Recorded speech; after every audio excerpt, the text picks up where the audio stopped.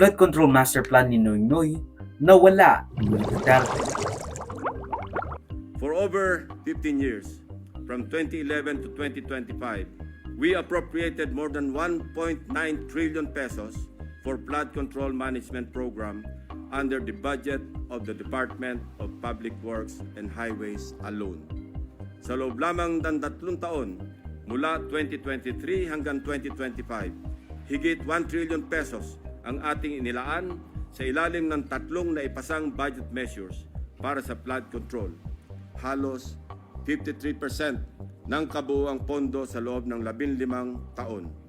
Ayan ang binunyag at paulit-ulit na sinasabi ni Senator Ping Lacson patungkol sa mga SOP at kontsabahan ng mga kongresista, contractors, and maybe even senators.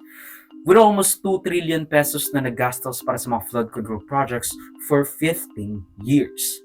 With almost 2 trillion pesos na nagastos para sa mga flood control projects for 15 years, with him estimating na nasa 1 trillion pesos ang nagastos sa korupsyon sa flood control projects na ito. Ayon sa kanya, at least 8% of the project ay diretso sa mga tax at insurance including pag-test ng mga materyales.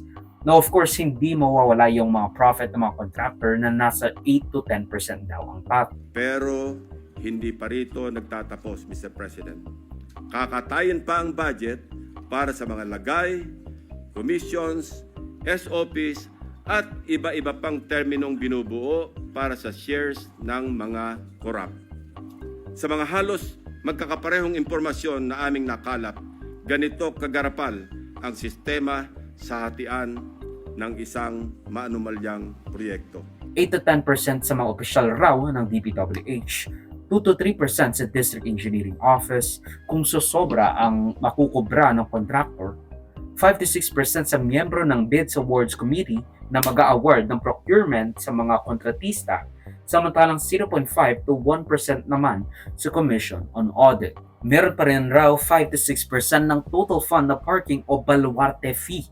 Ito ang itinuturing na royalty, ang tawag sa lagay na ibinibigay sa politikong may kontrol sa distrito kung saan iimplementa o itatayo ang proyekto.